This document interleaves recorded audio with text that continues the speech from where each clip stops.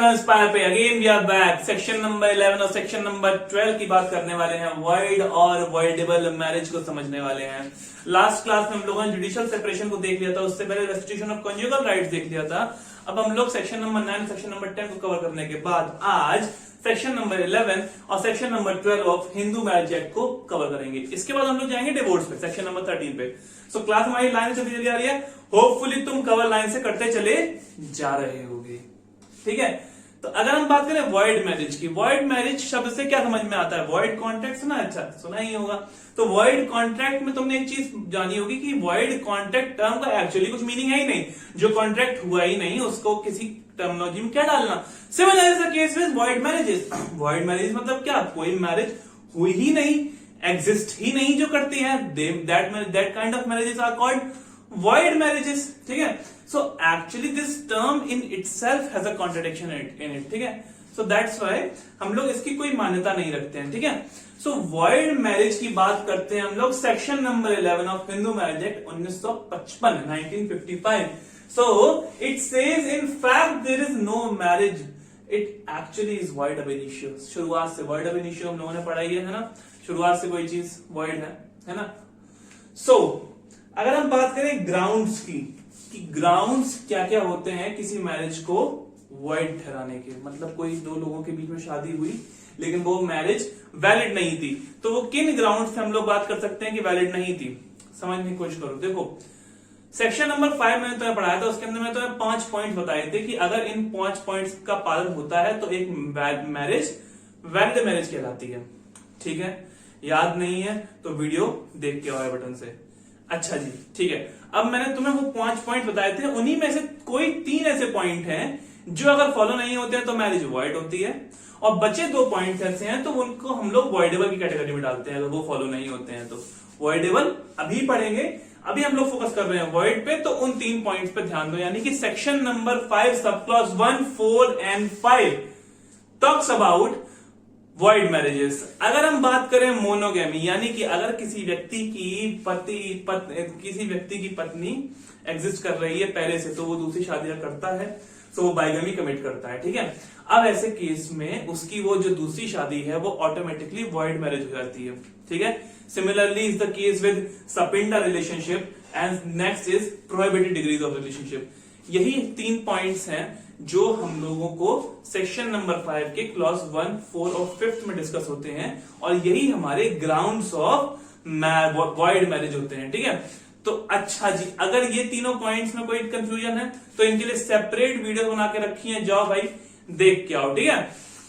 अच्छा, तो अगर ग्राउंड्स ऑफ वॉइड मैरिज तुमको समझ में आ रहा है तो अब तुमको एक बात जानने की जरूरत होगी कि भाई अगर मान लो चलो शादी हो जाती है दो लोगों की इस तरह से कि वो वॉइड है, सो क्या उनको अलग होने के लिए कोर्ट की डिग्री की जरूरत है?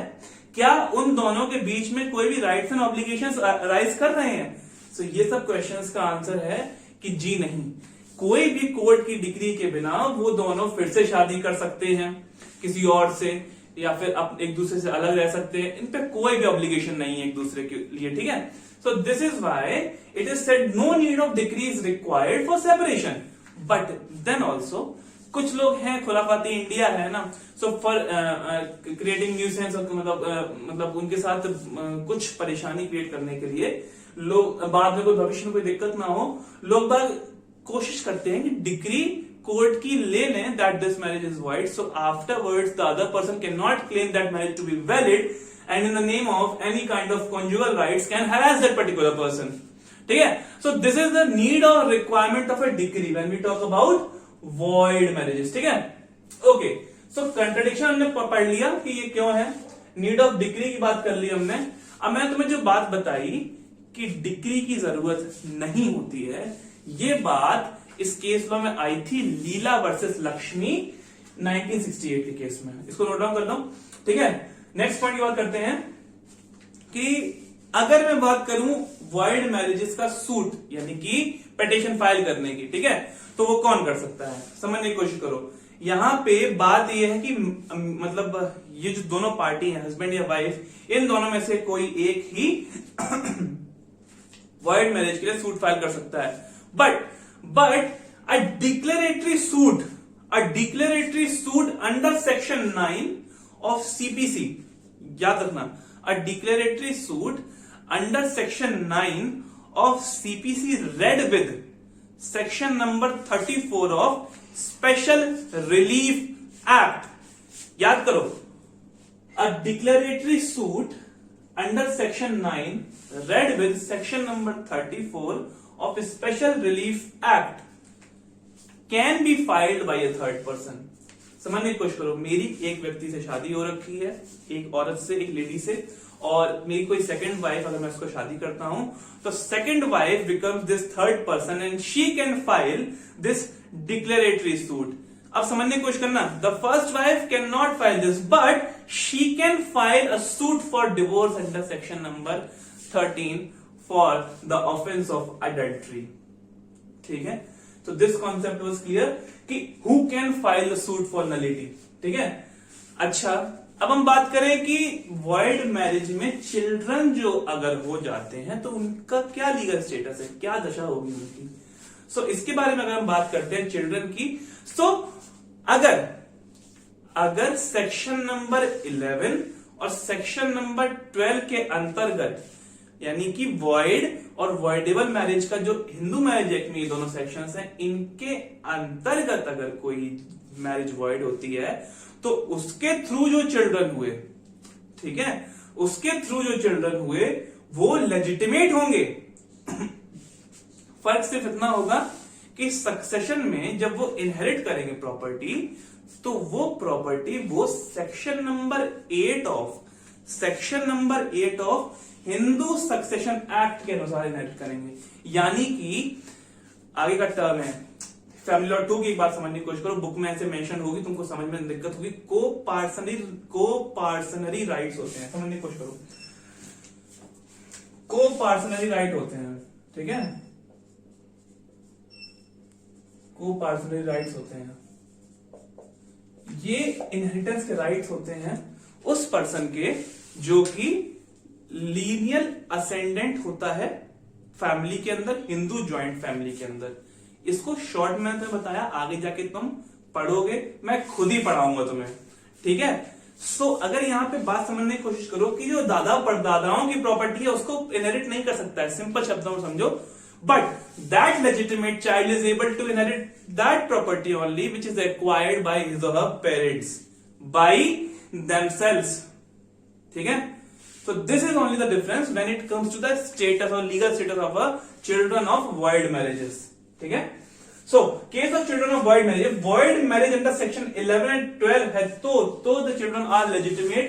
फर्क इतना आया कि इनहेरिटेंस होगा section 8 of Hindu succession act के अनुसार, जिसकी वजह से they can only inherit parents property and otherwise illegitimate. यानी कि अगर सेक्शन नंबर 11 और सेक्शन नंबर 12 के हिसाब से उनकी मैरिज नहीं हुई, उनकी मैरिज वॉइड नहीं है, और कोई रीजन है, then the children from that marriage will be illegitimate.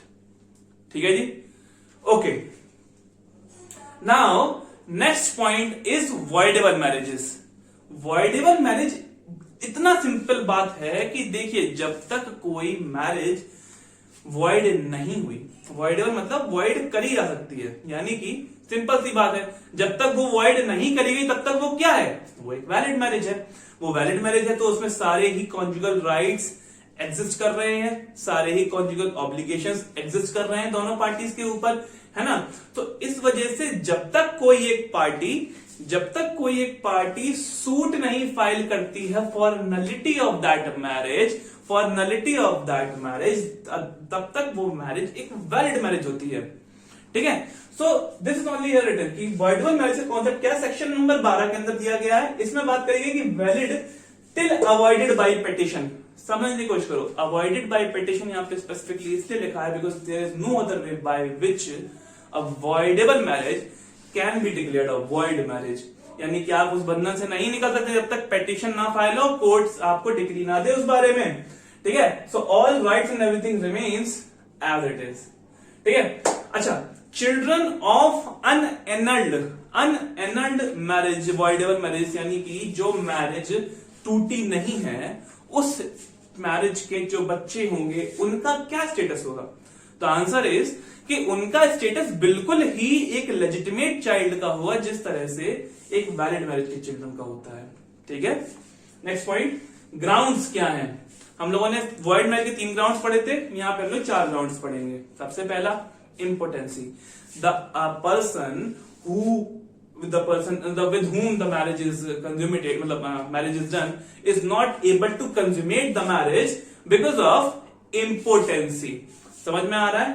Next point, insanity, here insanity refers to inability of making conscious decisions regarding marriage before and after it।